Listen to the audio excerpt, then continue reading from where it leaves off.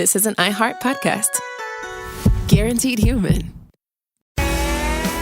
Body Bags with Joseph Scott Moore. There's an old song from the 60s, maybe it's the early 70s. Maybe Dave can help us with that. Nothing from nothing leaves nothing. When you're working a case, you have to have something, right? And in my world, in the world of death investigation, that generally starts with the body, doesn't it? Because without the body, what purpose do we actually serve? Why should we even be there? Today, we're going to talk about a case that has been puzzling people now for years. And I'm happy to say that we finally have a resolution in said case. It's a case that I don't know that we'll ever find what's referred to as the corpus delicti. But what we do know is that the world is absent a mother and a wife and a daughter. We're talking about the death, the homicide, the dismemberment, and subsequent disposal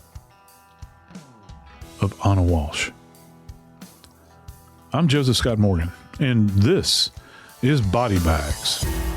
Dave, I got to tell you, I think some time ago we did initially do a show about this case, and it was puzzling then. And even though we finally do have some kind of conclusion here, I think in one sense, I don't know that this thing will ever be concluded to anyone's satisfaction.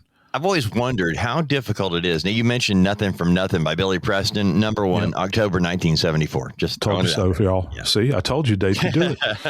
Here we go. I always wonder about a case where you don't have the body of the purported victim. Now, you have said many times on this show and others that evidence left behind is incompatible with life. Yeah. And that is enough to actually point the investigation in a certain way. Well, Joe, we worked the case like that in terms of coverage from the moment we started covering, because she was a missing person, and it was a very slick missing person. Whenever the significant other does not report their loved one as missing, but the boss does from work, you got a problem, friends. Yep. And that's, I think any of us would understand. And that's what happened here. Brian Walshe did not report his wife missing. His story made no sense.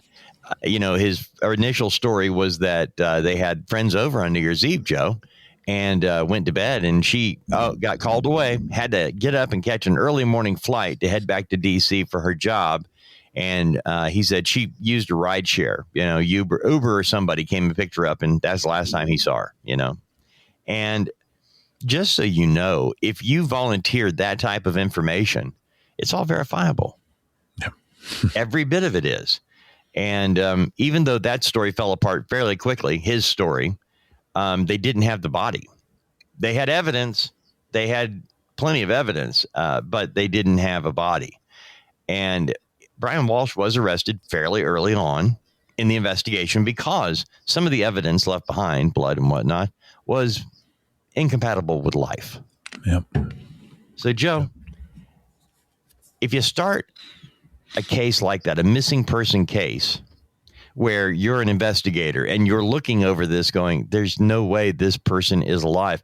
How can you truly say that when you don't have the body? Very difficult. Very difficult. And I got to tell you, one of the things that seemed like a daunting uphill task in this particular case, because this thing has now gone to court, and we do have a conclusion that we'll talk about in a few moments.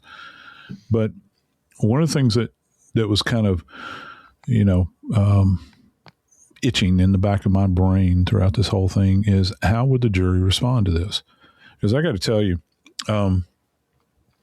if you testify in a case and some of the stuff, as you can imagine, gets dry as toast that you're having to listen to if you're on jury. All right. And just follow what I'm saying here. You might have somebody that's involved in financial dealings and cooking the books and all those sorts of things. Forensic accounting, no insult to my friends in forensic accounting. You guys do fine work. Or even electronics, DNA. I think we saw that happen in multiple cases where, the science gets way above everyone's head, and the scientist included, myself included many times.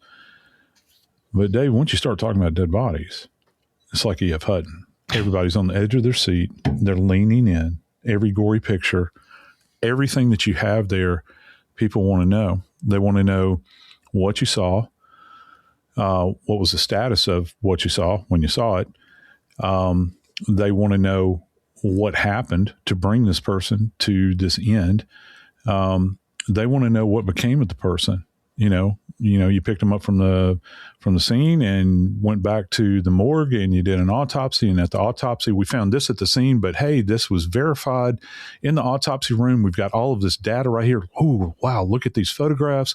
Look at these x-rays. Oh, look, here's the bullet that we pulled out of the body, or here's the fractured knife blade that we pulled out of the body. You don't have that in this case.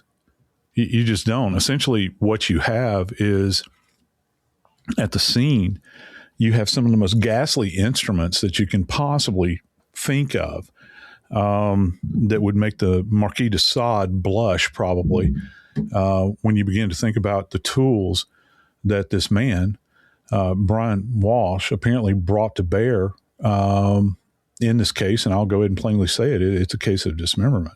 Well, Joe, okay, when we started this, it was a missing person case with a lot of evidence that she was dead. Yeah. And all of the investigation and everything that led to his arrest was very quickly done by using electronic data, by a digital footprint that they were able to actually find. They started with, verifying that there was no ride car service that picked her up. No rideshare service showed up to pick her up at 5:30 in the morning or whatever. She never called for one, never ordered one. She never boarded an airplane at Boston to head to Washington, D.C. All the things that would have happened if what Brian Walshe was saying was true. So police know from the first hours of the investigation that he's lying. And yet we don't know where she is. But we know she's been gone for a couple of days because Brian Walshe doesn't report her missing. Her boss does. And that's a couple of days after she was last seen on New Year's Eve. So backing up to him saying, well, yeah, she left early 5:30, and they proved that didn't happen. So now are they thinking that between the time she was last seen New Year's Eve until the time he says she got into a car that never was there, that she didn't get into, that he did something to her in that time period? Yeah. They have to, Dave. I mean, they're sitting around. Reflectively, I still have memories of us years and years ago. Myself and homicide detectives down in New Orleans, there was a Denny's restaurant that we always gathered at. And we would go debrief at this big table they had in the back of the restaurant, a big, huge round table. And you can imagine us all sitting there. I was the youngest among everybody, and we'd have our notes all spread out on the table. And we would begin to formulate things, and we'd spend hours, just chatting back there. They're doing the same thing. They're having a cup of coffee over this. And, you can imagine when all of these folks that are investigators in this case are getting together, they're probably back at the office or maybe at one of their favorite haunts. And they're sitting down and said, we've got to work this out in our brain because everything that we're being told and everything that we are witnessing or not witnessing just does not marry up here. And we've got one common denominator in this whole thing, and this is the husband. And these people are seasoned enough, Dave, to know that, all roads lead back most of the time to the person that you're sleeping with, that you're in bed with. And I mean that from the sense of those within, your circle, your familial circle. And right then and there, look, there's nowhere. Let me think about this real quick. I don't want to get in trouble with Kimmy. I think that my wife knows where I am pretty much all the time. She knows if I'm back here taping, doing an on-air appearance on some television show, or if I'm teaching, or if I'm doing a dissection, or if I'm, I don't know, somewhere else promoting the university or whatever. She knows because she kind of keeps my schedule. This is, not every relationship is like that, obviously. Most, people are just ships passing the night, and most of them, but you still have to ask that basic question because, you know, Dave, correct me if I'm wrong, there's 3 kids involved in this. Yeah. And Joe, at the time, okay, and this is one of the things that we have to be very careful with is, especially when you're dealing with children, how old were they? Not today, but we're 3 years past this now. This happened 3 years ago. Yeah. When Anna Walshe was 39 and her husband was 46, and they had 3 boy children, ages 2, 4, and 6 years old. Oh my! The oldest was 6 when this happened. They're now 9, 7, and 5. So there's a big difference in those ages, you know? Yeah, there is. But, you know, those ages that you mentioned initially when this event went down, my Lord, I know I'm preaching the choir here, but that's what you would consider to be the handful age. Yeah. Not that they're not now, but this requires around the clock monitoring of these children. How are they going to be handed off? How are they going to be taken care of? Who's minding the store, if you will? And I know that Brian Walshe was essentially out of work at this point in time. Yeah, he's a criminal. He's been sentencing on an art fraud. The guy, the thing is, Joe, you know who he swindled out of art? Friends. People who he was friends. He swindled friends. That's who it was crazy. The non-friends that he tried to swindle, he was selling fake paintings, you know? Right. And the fraud, the forgeries were so bad that this one, and a museum buying a painting on, you know, eBay kind of pushes my limit for who's running the store here. You know, you're talking thousands, $800,000, and you're going to use eBay. I got to have eyes on that first. But this one museum that actually ordered a piece from him, when it arrived, they're like, "This is a fraud. Take it back." And that was one of the ones that he didn't know. But well, you know, the thing about it, it's not like he's pushing primitive folk art that has originated out of Mississippi or Alabama or northern Louisiana or something. No insult. I love primitive folk art. I love to see the vibrance of it and everything. Yeah. Dave, he's trying to pawn off Warhols. Yeah. Okay. Yeah. Which to me, you know, I don't know if you're going to go big, I guess go. Yeah. Go big or go home. Go big or go home, or go to federal prison, one of the two. Which that's what he was doing. He's waiting at home to be sentenced on the fraud. He's a scammer. The guy he's a nothing. You know what his wife was? Think about it. He grew up in the lap of luxury. Just so you know, Brian Walshe, born and raised by rich family, rich heritage and all that. I mean, the country clubs and the brand new cars and the chauffeurs and all that. Anna was an immigrant who actually began working as a chambermaid in a hotel, you know, getting sheets, making beds. That's how she started. And when she met Brian, she saw him. And by the way, she's not an idiot. She immediately starts working, man. She even changed careers. Okay. This is a woman who was building herself up in the hotel industry, builds herself up, then gets a real estate license, continues building. And she in 10 years, she went from being an immigrant changing bed sheets to being an executive worth hundreds of thousands of dollars a year. Right. And she marries this guy. She meets him early on where he's a real catch. She's an immigrant, chambermaid, and he's the rich country club guy. But she surpasses him and finds out he's a fraud. He was raised rich, but he's not rich himself. He hasn't made anything. He's a nothing. He's a criminal. And by the time she realizes what she has married and realized that he's a fraud, do you remember when Renee Zellweger sued that country music singer for fraud? On their divorce? That's what I was thinking that Anna probably wanted to do. Anna had her fill of this guy. Yeah, no kidding. Because she understood, I think, probably the work that you have to put in to be successful. And, you know, I think that kind of success is all the more sweeter as opposed to these things that have been handed to us throughout our lives. Yeah. But this is what I know. I know that her life changed in 1 second on the day that he realized that his wife had now surpassed him in this life.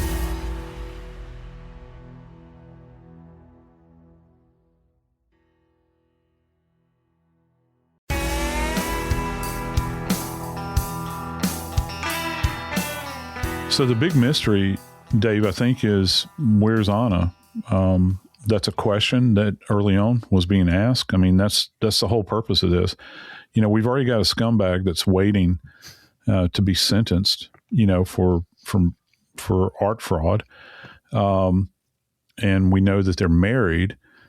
But here's the thing: we don't know where she is. Well, think about it. January 4th, her boss reports are missing. Okay. Now, Joe, if Jacksonville, if let's say Kim worked at the grocery store. Yeah. You're at JSU. Her boss from the grocery store calls the Jacksonville Police Department. Hey, man, I can't find one of our employees. She's not home. She's not here. We don't know where she is. Can you help him, put a missing persons out? Oh, sure. And the first call they make is to you. Hey, Joe, Mr. JSU, your wife's missing and her boss just did you know about this? Oh, yeah. I meant to tell you. That's what happened.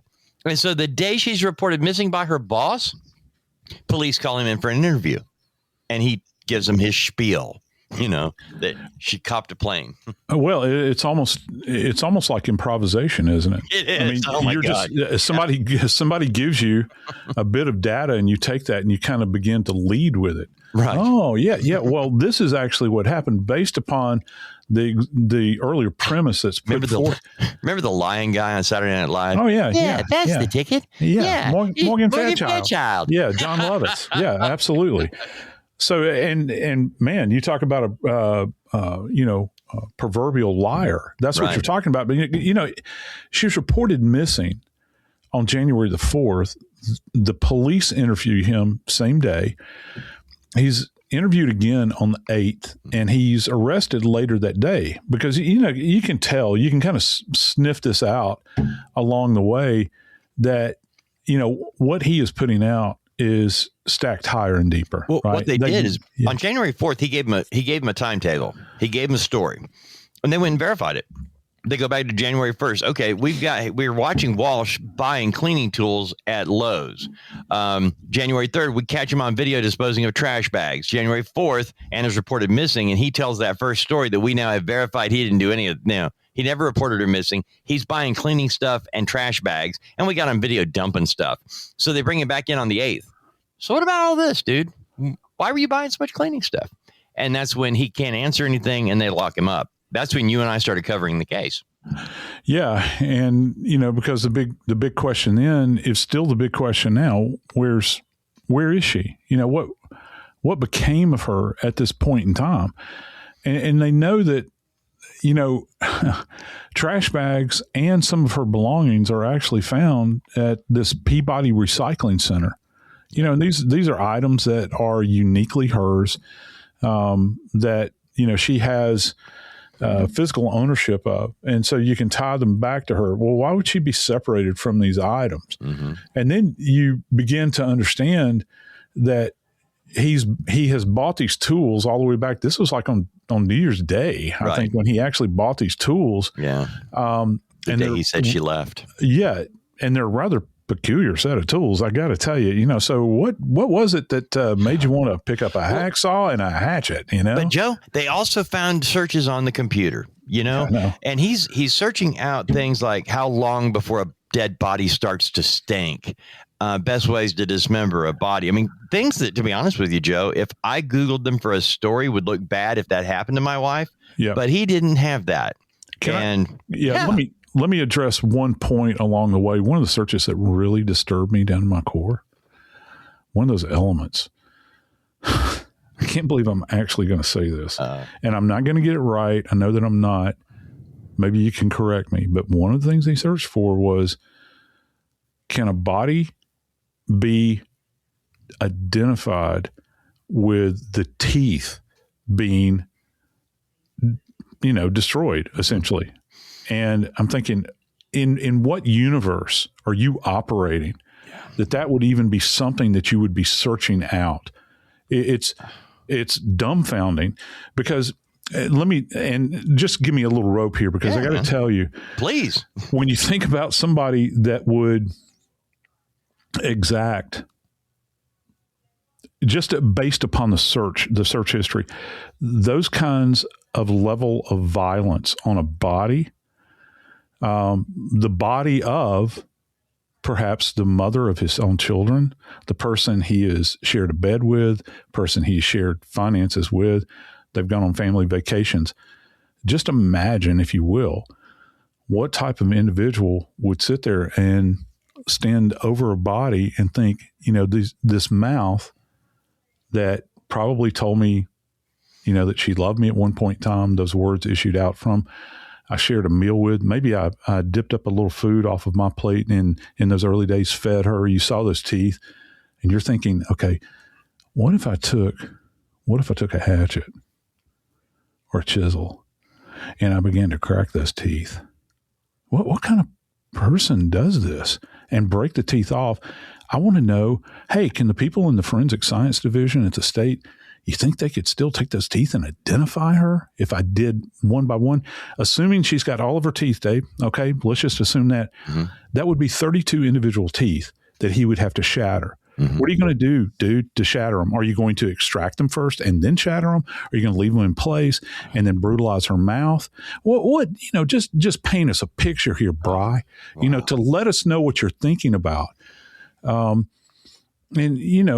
got to say, Dave, that's so sick, man. Yeah, it really is sick. And, when I read that initially, I was thinking, this guy is working on and operating on a different plane than everybody else. There are serial killers out there that probably are more mannerly than this. Wow. Because when you think about this, he's literally trying to completely deconstruct her on every level. This isn't just like about taking a hand off or taking an arm off at the shoulder or the leg off at the knee or something like that. That's not what we're talking about here. Mm-hmm. We're talking about total and complete destruction of a body, eradication, if you will. So this gets really dark. With having all of that evidence, Joe, okay, with all of the searches and these thoughts and things. And again, now you've got interview number 1, January 4th. Why didn't you report your wife missing? And telling a story that they then can verify. And on January 8th, 4 days later, they verified everything you told them was a lie. And they now believe he has killed his wife, and they arrest him. Brian Walshe is arrested on January 8th. From there on, he's locked into his story that she left, right? That's his story, and he's sticking to it because can't change it. You gave your official story to cops. A defense attorney comes into play. The defense attorney has what's called discovery. They can find out everything the prosecution has. And after they find out all of this information, you've got to change your story because that story I told can be proved wrong day one. What story can I tell? And Joe, what story is believable? Well, no, not believable. The story he came up with to explain everything. I'm not going to say it's brilliant because it's evil, but this is the reason that some defense attorneys get a bad rep. Because it takes a really twisted, messed up mind to create something like this as a defense. Yeah, when Dave, I got to tell you, I was sitting there and my phone went off. I guess it was today. Thinking back, trying to get my day straight. Last week, the day of openings when they did the opening arguments. Actually, my phone actually rang, and it was a friend of mine that's a broadcaster. And they said, "Are you watching the opening statements of Walshe?" I was like, "I don't even have time to figure out what time of day it is right now. I'm not sitting here watching." She said, "You need to tune in and listen to this." And friends, I got to tell you, when I heard what the defense attorney was putting up and trying to sell to this court, to these members of the jury, it really gave me pause because I'm thinking, not only are we not going to have a body, but now we're going to have an explanation that cannot be proven or disproven about what actually happened.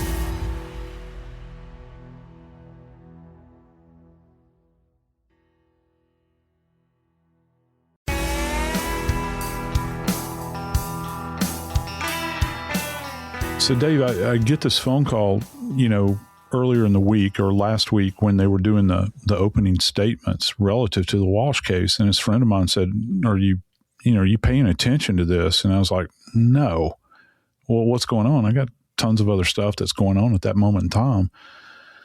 So you need to tune in and watch. And there before my eyes, the the defense attorney for Walshe is actually presenting this story, and it kind of sent a chill up my spine because I'm thinking, oh, Lord, there's no way to prove or disprove this. This man may have found the perfect get out of jail card free, kind of thing going on. And what he was proposing, it's weird. You can reinforce a fallacy, I think, by stating a little bit of truth. And what he's saying is that Walshe actually admits that he dismembered his wife's body, and that, yes, he did dispose of his wife's body, but he had nothing to do with her homicide or her death. He's not saying homicide. As a matter of fact, just the opposite. He's actually implying that his wife died of something that we refer to in forensic circles as sudden adult death syndrome. It's kind of akin to SIDS, if you will. There's no real rhyme or reason why it happens. My old friend, Dr. Parker, that I used to work with, the old pathologist, he would say, simply God called. And that's what he's trying to say here. And here's kind of the underpinning relative to the logic here. Walshe, through his attorney, is essentially saying, I wanted to spare my kids the horror of their mother's death. So what I thought I'd do is, I don't know, chop her up into bits, throw away in various garbage receptacles, and they would just think, I guess, that mommy just disappeared. She was taken away by the angels, or she vanished and she's living another life. But I'm not going to tell them that she died. And the problem is, it goes back to the earlier issue. You don't have a body, so you can't say that this is specifically the cause of death. All right.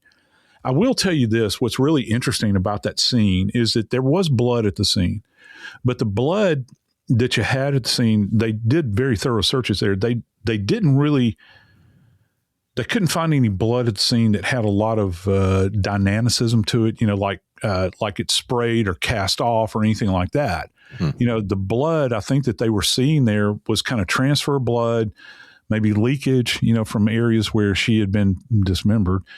And of course, with kind of cast off blood or this blood that has some velocity to it, you're thinking, okay, this is a weapon induced kind of event. All right. They didn't have that. It allows, for me, when I'm thinking about this, she's not a real robust woman. Right. It would take nothing to suffocate her, to smother her, or to strangle her. And guess what? With those methodologies, you ain't gonna leave no blood behind, dude. Wow. There's not going to be anything there. And so I'm not saying it's the perfect crime, but what I'm saying is, if you try to go down this road of logic with the attorney, and I think, look, I'm not blaming the attorney. Attorneys are going to attorney, as they say. He's doing his job. As much as you might dislike it, that's what they do. And they're trying to come up with something else, some other explanation, because at the end of the day, Dave, jurors, they want to see images of dead bodies, not because they're ghouls, but they want to see proof, because what they're being asked to do is they're being asked to send this guy away for life. And if they're going to pull the trigger on that, no pun intended, they want to make sure that what they're going to come up with is going to be valid. All right. So they want to understand. They want to have the guy with all the letters after his name sit up there and say, this is definitively what killed her. They don't have that in this case, man. And that's the part that, from a defense standpoint, it really did raise the hairs on the back of my neck when you told me, because he changes his plea. His original story was, of course, that she got in the car and left. Once he finds out all the evidence, then he changes his plea, admitting that, I searched all that stuff, but with good reason, because as a convicted felon who is awaiting sentencing on the art forgery, I'm going to lose custody of my children, and they aren't going to have a mother now. They're going to be parentless. What's going to happen to these three children now that their mother is dead and I'm going to go to prison? So that's the crazy idea behind it. Is it sounded legitimate? If you take your brain out of your head and all the common sense you gather over a lifetime, you throw all that away and you just start with a blank sheet of paper, no history, no future, and just write it down and say, okay, I guess that could happen. But thankfully, I don't know how you can just come up with sudden adult death syndrome at this stage of the game. I don't either. You know what I was kind of hoping for, Dave? I got to tell you, when I heard this, my brainiac portion kind of kicked in. I was like, oh, this is going to be cool, because if he says this means that the defense is probably going to get a cardiopulmonary person, maybe a forensic pathologist, but probably a cardiopulmonary person. And they're going to put them up on the stand, and we're going to hear all about, sudden adult death syndrome and how it can just happen. And they're going to try to explain it to the jury. Dave, they didn't put up one damn witness for the defense in this case. I was shocked. I really was. I mean, they kind of clipped it off right there. Yeah. And that was it. I guess because listen, I have to say this: the prosecution, the state actually put a forensic pathologist up there and asked him questions, but still, what are you going to ask this person? Right. Is that blood? Is that consistent with someone having been killed or dismembered? Dismembered, maybe. I can't say killed, but yeah. The suspect, the guy sitting at the table admitted it. Yeah, I cut her up. I did it. I destroyed her body. I did, but with good reason. I was protecting my children. Precisely. And I guess that they were really going to try to lean into this idea with the jury. He's seen the errors of his ways. He's trying to correct this thing right now. And the poor man, now he's staring down a federal sentencing, and these children are going to be motherless. And he's got a black cloud hanging over his head. And she just, again, the angels took her away in the middle of the night. Wow. And they're going to try to lean into that to convince the jury to say, get this guy off the hook. He's got enough on him already. And Dave, they had two choices here. I got to tell you, Kim was really into this case, right. My wife, and for good reason. She's a mother, and she's, of course, she's like anybody that's a true crime fan. It's kind of I hate to say joke, but it's kind of a running joke. They've got T-shirts at CrimeCon that says, I think it says the husband did it, or that sort of thing. And those are probably the Oxygen Network or Lifetime Network T-shirts, Precisely. Heck, I do. You know what? Every time I watch one of those movies, I call the cops locally and say, I did it. Come and get it. And, she's saying, that scumbag, he's got little kids, and that sort of thing. And I know that he did it. And, what's really interesting is that the jury had a choice in this case between murder 1 and murder 2. Brother, I got to tell you, I'll let you talk about sentencing, but I got to tell you, I just got to say it. They found this guy guilty of murder 1, which is the stiffest thing that you can get for this jurisdiction.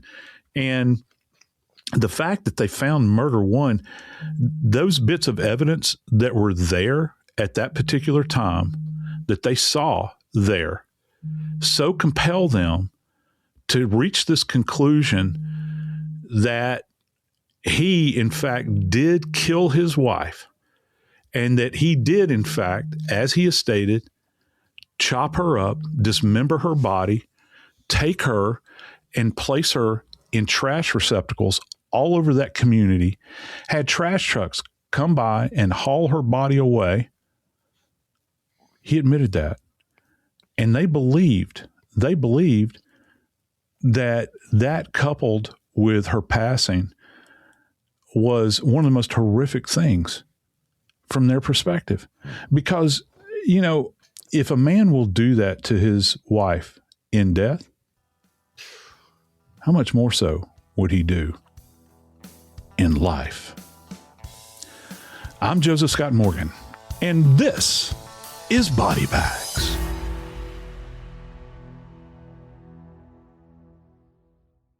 This is an iHeart podcast. Guaranteed human.